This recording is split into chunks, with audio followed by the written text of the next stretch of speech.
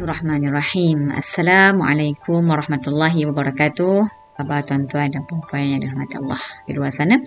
Alhamdulillah, bersama lagi dengan saya Ustazah Huda Rahmat. InsyaAllah pada sesi perkongsian kali ini, marilah sama-sama kita muhasabah diri kita. Kita renungkan bagaimanakah Aidilfitri yang kita raikan pada tahun-tahun sebelum ini. Adakah ianya menepati sebagaimana yang dianjurkan oleh Nabi SAW ataupun sebaliknya. Jadi untuk itu, tajuk saya pada kali ini ialah Aidilfitri disyukuri atau dicemari. Baiklah, dalam kita meraihkan Aidilfitri, sebagaimana perkataan Aidilfitri itu sendiri kembali kepada fitrah. Fitrah seorang manusia yang suci, lahirnya dalam keadaan suci. Begitu jugalah yang kita inginkan sewaktu kita berakhirnya Ramadan, dalam keadaan suci daripada perbuatan-perbuatan dosa dan maksiat yang telah kita lakukan. Mudah-mudahan dengan keampunan daripada Allah, dengan ganjaran pahala yang Allah kurniakan di atas amal ibadah kita di sepanjang bulan Ramadan, Allah mensucikan kita daripada perbuatan-perbuatan dosa. Dan sepatutnya Aidilfitri itulah menjadi tanda kesyukuran kita kepada Allah Subhanahu wa ta'ala, dan bukannya kita cemari dengan perbuatan-perbuatan yang tidak sepatutnya ataupun yang melanggar perintah Allah. Jadi mari sama-sama kita perhatikan 5 perkara yang perlu kita elakkan ketika kita menyambut Aidilfitri. Yang pertama, terlalu sibuk dengan persiapan raya sehingga mengabaikan waktu mustajab doa.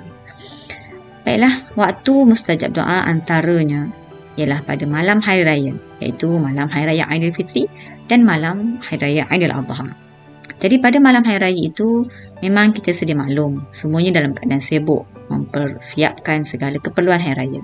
Namun dalam kesibukan kita, jangan sesekali kita mengabaikan waktu mustajab doa. Peruntukkanlah sedikit masa, luangkanlah sedikit masa untuk kita memperbanyakkan doa, bermunajat kepada Allah Subhanahu Wa Taala, memohon segala keperluan kita kepada Allah. Mudah-mudahan Allah makbulkan segala permohonan kita. Itu yang pertama. Yang kedua, berfashion ataupun juga berhias sehingga mendedahkan aurat. Jadi berfashion, berhias itu bukanlah satu kesalahan sekiranya ia menepati syarak. Yang menjadi kesalahannya ataupun yang mencemarkan Aidilfitri itu sendiri apabila terutamanya di kalangan muslimah berfashion, berpakaian dalam keadaan yang tidak sopan sehingga mendedahkan aurat, serta berhias ataupun bertabarruj melampau-lampau sehingga boleh menarik perhatian dan mendedahkan aurat. Jadi perkara sebegini sepatutnya kita elakkan bukan sahaja ketika Syawal, bahkan dalam sepanjang kehidupan kita. Jadi berhati-hatilah ketika kita berfashion serta berhias agar tidak mendedahkan aurat dan juga melanggar perintah Allah Subhanahu Wa Taala. Yang ketiga, bersalam, berjabat salam dengan bukan mahram. Jadi budaya salam bersalaman dalam kalangan masyarakat kita adalah budaya yang baik. Namun di sana perlu kita perhatikan apakah batas-batas pergaulan yang perlu kita jaga. Sekiranya bersalaman dengan bukan mahram, itu akan mendatangkan satu dosa kepada kita. Jadi berhati-hatilah dan berwaspadalah dengan siapa yang perlu kita salam, yang boleh kita salam, dan dengan siapa yang perlu kita elakkan. Kerana bila berlakunya perbuatan-perbuatan yang dilarang oleh Allah SWT ketika Aidilfitri, ianya akan mencemarkan kemuliaan Aidilfitri itu sendiri. Marilah sama-sama kita menjaga batas pergaulan kita sesama ahli keluarga dan masyarakat kita. Yang keempat, hanya menonton televisyen sehingga mengabaikan solat dan juga ziarah. Alangkah ruginya setelah sebulan kita sepanjang Ramadan menjaga ibadah kita, menjaga solat kita, menjaga puasa kita. Tibanya Syawal, solat yang kita jaga selama ini diabaikan hanya kerana menonton televisyen. Namun dalam PKP ini, aktiviti ziarah mungkin tidaklah sama seperti mana dahulu. Jadi untuk aktiviti ziarah pada musim-musim sebelum PKP ini, sebaiknya kita manfaatkan sepenuhnya.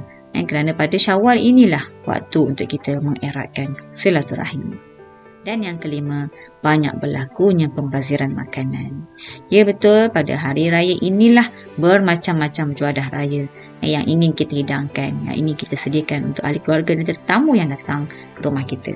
Namun jangan kita lupa, dalam kita menyediakan pelbagai makanan, masih ada di luar sana rakan-rakan kita, sahabat-sahabat kita, masyarakat kita yang berada dalam kelaparan. Jadi, elakkanlah berlakunya pembaziran makanan, rancanglah penyediaan makanan kita supaya tidak berlakunya pembaziran makanan atau apa saja pembaziran, kerana pembaziran itu adalah sesuatu yang dilarang oleh Allah Subhanahu wa Ta'ala. Sekadar itu dulu perkongsian untuk kali ini. Marilah sama-sama kita menjaga adab-adab ketika menyambut Aidilfitri sebagaimana yang disyariatkan oleh Allah Subhanahu wa Ta'ala. Moga segala amal ibadah kita diterima oleh Allah.